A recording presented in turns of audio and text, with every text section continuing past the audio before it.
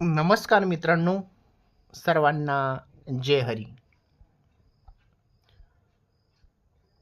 ज्ञानियांचा राजा गुरु तुका म्हणे, अशा शब्दात ज्यांचा महिमा वर्णन केला जातो ते म्हणजे महाराष्ट्राचे महान संत, तत्वज्ञ आणि वारकरी संप्रदायाचे आधारस्तंभ संत ज्ञानेश्वर महाराज.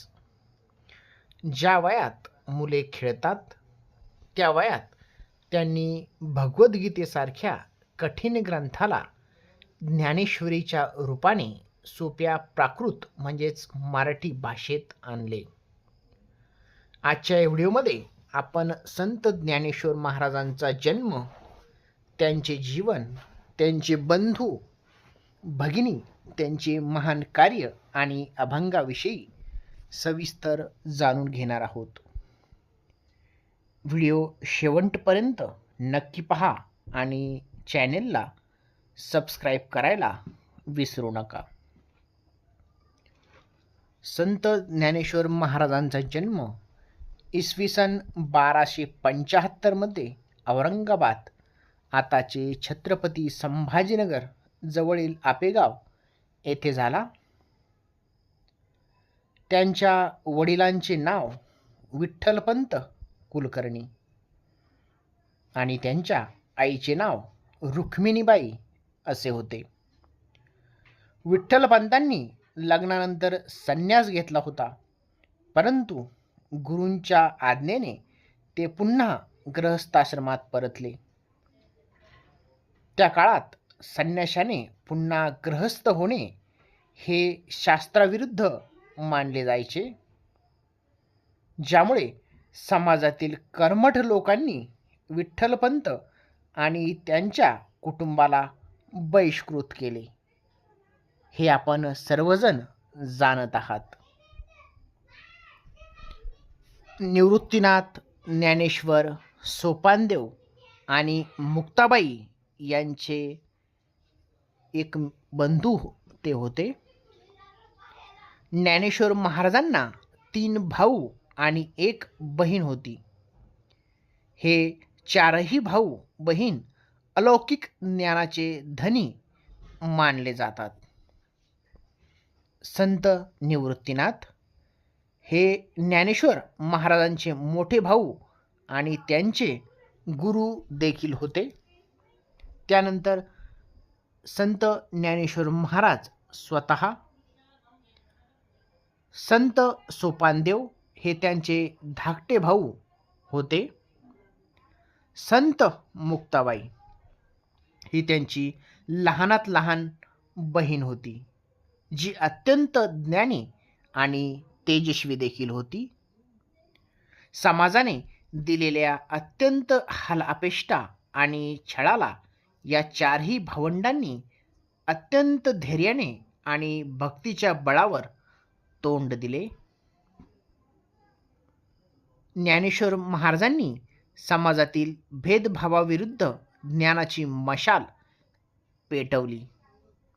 पैठणच्या धर्मसभेत जेव्हा ब्राह्मणांनी त्यांना शुद्धीपत्र देण्यास नकार दिला, तेव्हा ज्ञानेश्वर महाराजांनी एका रेड्याच्या डोक्यावर हात ठेवून त्यांच्याकडून वेदांमधील ऋचा बोलवून दाखवली. तसेच चांगदेवाचा अहंकार दूर करण्यासाठी ज्ञानेश्वर महाराजांनी आपल्या भावंडांसह निर्जीव भिंत चालवून दाखवली होती आणि त्यांचा अहंकार मोडीस काढला होता. पण ज्ञानेश्वर महाराजांचे सर्वात मोठे कार्य म्हणजे भावार्थ दीपिका. आपण सर्वजण तिला ज्ञानेश्वरी असं म्हणतो. या ग्रंथांची निर्मिती संत ज्ञानेश्वर यांनी केली. वयाच्या अवघ्या 16व्या वर्षी नेवासे येथे त्यांनी गीतेवर मराठीत टीका लिहिली आणि संस्कृतमध्ये असलेले ज्ञान सर्वसामान्य जनतेसाठी खुले केले. ज्या वयात खेळायचे वय असतं त्या वयामध्ये म्हणजेच 16व्या वर्षी नेवासे येथे त्यांनी ज्ञानेश्वरी या ग्रंथांची निर्मिती केली.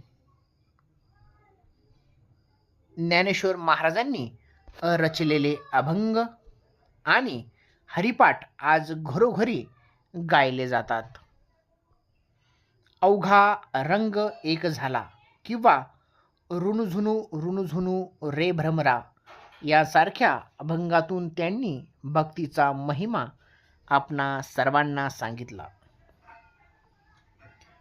ज्ञानेश्वरीच्या शेवटी त्यांनी जगाच्या कल्याणासाठी पसायदान मागितले.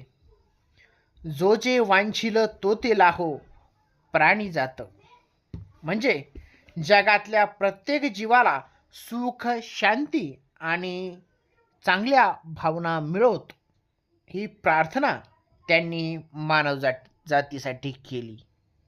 आपण तिलाच पसायदान असं म्हणतो.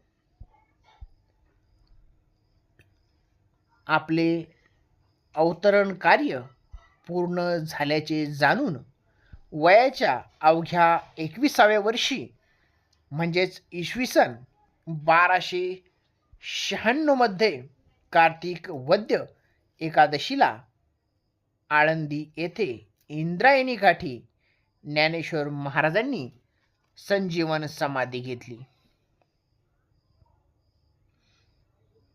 वयाच्या कितव्या वर्षी? तर 21व्या वर्षी. इसवी सन 1296 मध्ये कार्तिक वद्य एकादशीला आळंदी येथे इंद्रायणी काठी ज्ञानेश्वर महाराजांनी संजीवन समाधी घेतली. आज 700 पेक्षा जास्त वर्ष उलटूनही ज्ञानोबा माऊली तुकाराम या नामाच्या गजराने संपूर्ण महाराष्ट्र दुमदुमत असतो. पंढरीला जाताना सर्व लोक ज्ञानोबा माऊली तुकाराम या नामाच्या जयघोषानं पंढरीला पायी जातात. मित्रांनो, संत ज्ञानेश्वर महाराजांचे विचार तुम्हाला कसे वाटतात तर आम्हाला कमेंटद्वारे नक्की सांगा. व्हिडिओ आवडला असल्यास लाईक करा, शेअर करा आणि आपल्या चॅनलला नक्की सबस्क्राईब करा. धन्यवाद. जय जय रामकृष्ण हरी.